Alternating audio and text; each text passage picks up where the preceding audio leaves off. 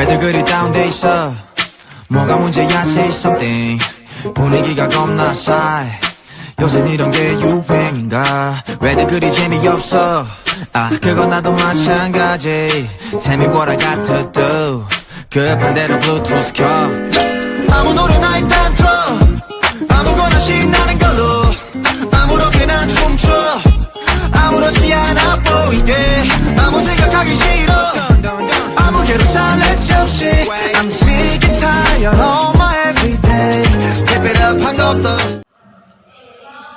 Bismillahirrahmanirrahim.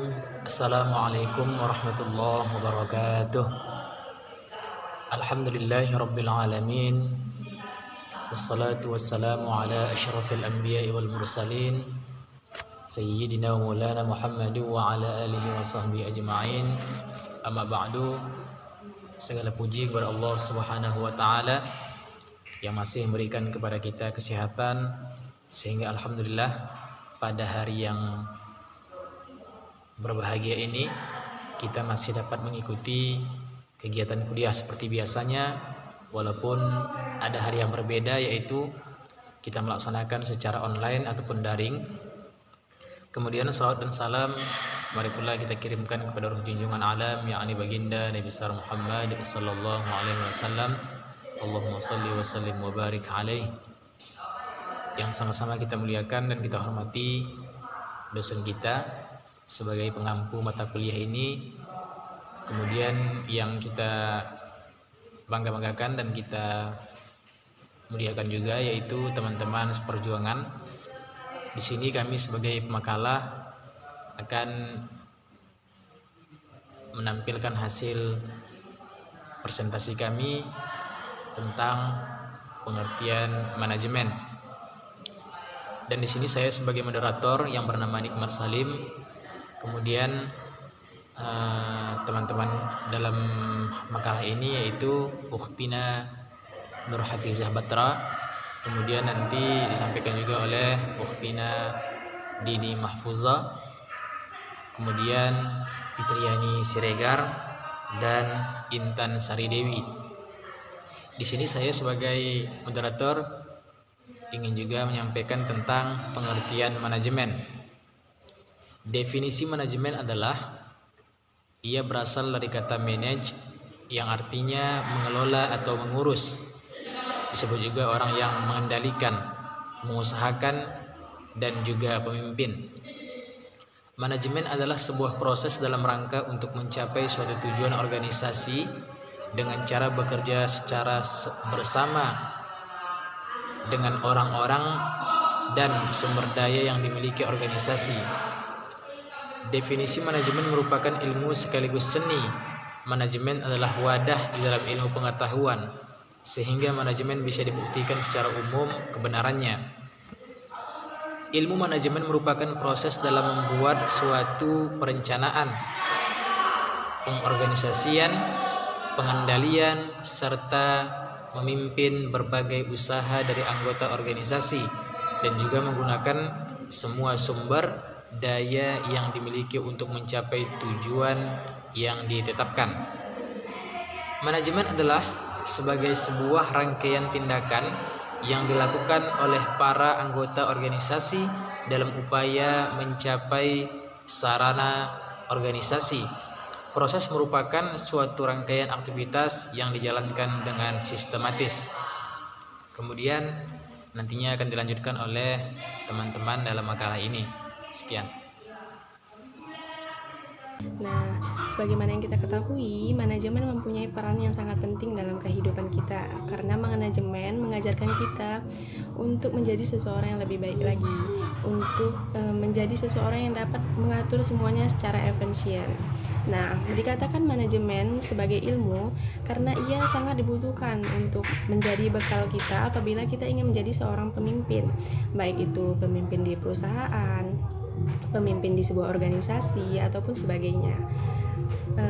Di manajemen kita akan diajarkan bagaimana cara untuk mengatasi sebuah kewajiban, untuk mengatasi sebuah kerjasama. Untuk itu pencapaian sebuah organisasi misalnya harus dibutuhkan kerjasama antar kelompok dan dibutuhkan bantuan orang lain. Disitulah disebut sebagai manajemen tersebut.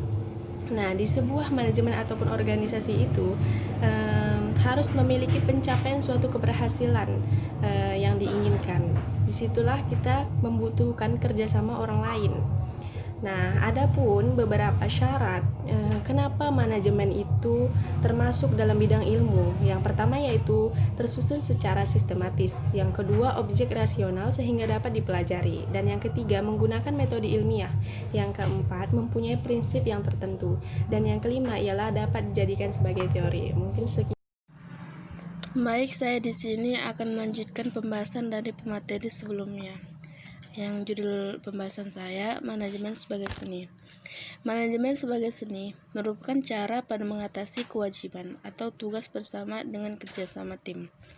Penjabaran manajemen sebagai seni memiliki sudut pandang bahwa pada pencapaian tujuan organisasi atau kelompok, maka diperlukan kerjasama dengan orang lain.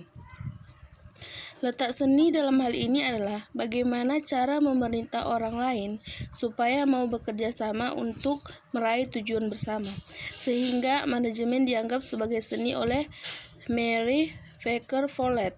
Karena pada kegiatan perayaan tujuan dilakukan melalui cara-cara mengatur orang lain dalam menjalankan tugas.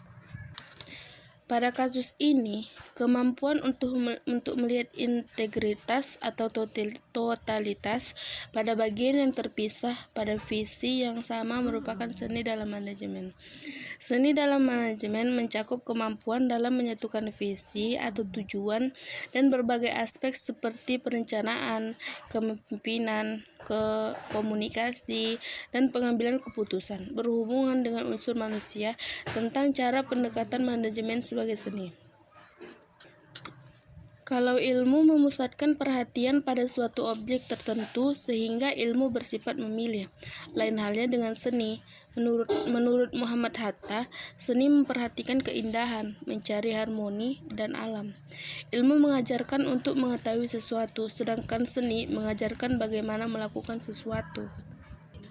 Dari uraian di atas dapat disimpulkan bahwa manajemen mencakup keduanya, baik sebagai ilmu maupun sebagai seni. Berarti juga supaya seseorang dapat menjadi manajer atau pemimpin yang baik, di samping harus memiliki pengetahuan tentang ilmu manajemen, juga harus memiliki seni manajemen. Pengembangan seni manajemen yang dimiliki dapat dilakukan melalui studi, observasi, dan praktek. Seorang manajer yang baik merupakan seorang artis dan ahli ilmu pengetahuan. Ia harus memberi inspirasi, memuji, mengajar, merangsang orang-orang lain, baik yang berbakat maupun yang tidak, bekerja sebagai kesatuan dan melaksanakan usaha sebaik-baik ke arah tujuan yang diharapkan. Manajemen sebagai seni berarti bahwa dalam manajemen terdapat unsur-unsur bakat atau pembawa talenta seseorang. Artinya, dalam manajemen orang dapat mengatur, mengawasi, atau memimpin organisasi dengan karakter, sikap, dan jiwa kepemimpinan yang berbeda-beda pada setiap orang. Jadi, manajemen dipandang sebagai seni oleh Follett karena manajemen mencapai sasaran melalui cara-cara dengan mengatur orang lain menjalankan dalam tugas. Contoh manajemen sebagai seni. Contoh manajemen sebagai ilmu dan seni dapat dilihat dengan melakukan berbagai studi, observasi, dan praktek. Baiklah, saya akan melanjutkan isi dari makalah kami, manajemen sebagai profesi.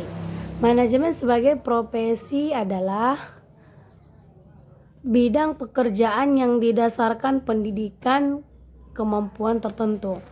Profesi memiliki sudut pandang bahwa manajemen profesi antara lain, yang pertama, suatu posisi dapat dijabarkan sebagai profesi apabila berdasarkan pada suatu ilmu pengetahuan yang dilaksanakan secara sistematis. Yang kedua, suatu profesi pasti membutuhkan waktu yang lama untuk melakukan persiapan pencapaian spesialis. Yang ketiga, profesi memberikan berbagai macam kesempatan dan menyediakan waktu bagi para anggotanya. Yang ketiga, suatu profesi memerlukan penelitian dan penyelidikan secara ilmiah dan berkelanjutan. Adapun pengaplikasian manajemen sebagai profesi ialah yang pertama, para profesional membuat keputusan atas dasar prinsip-prinsip umum. Yang kedua, para profesional mendapatkan status tertentu. Yang ketiga, para profesional harus ditentukan oleh suatu etik yang kuat. Sekian dari saya. Baiklah, saya akan menjelaskan fungsi-fungsi manajemen. Yang pertama, merencanakan atau planning adalah menentukan sasaran organisasi dan sarana untuk mencapai tujuan organisasi tersebut. Yang kedua ialah mengorganisasikan atau istilahnya organizing, adalah menetapkan di mana keputusan akan dibuat, siapa yang akan melaksanakan tugas tersebut dan pekerjaannya, serta siapa yang akan bekerja untuk siapa. Adapun yang ketiga ialah memimpin atau leading, adalah memberi inspirasi dan motivasi kepada para karyawan untuk berusaha keras mencapai sasaran organisasi tersebut. Yang keempat ialah mengendalikan atau istilahnya controlling, adalah mengawasi kemajuan pencapaian sasaran organisasi tersebut dan mengambil tindakan koreksi bila mana dibutuhkan di organisasi tersebut. Baiklah, terima kasih atas perhatian dan kesediaan teman-teman semua, terkhusus kepada dosen kita yang telah mendengarkan penjelasan dari kami. Lebih dan kurang kami mohon maaf. Billahi taufik wal hidayah. Wassalamualaikum warahmatullahi wabarakatuh.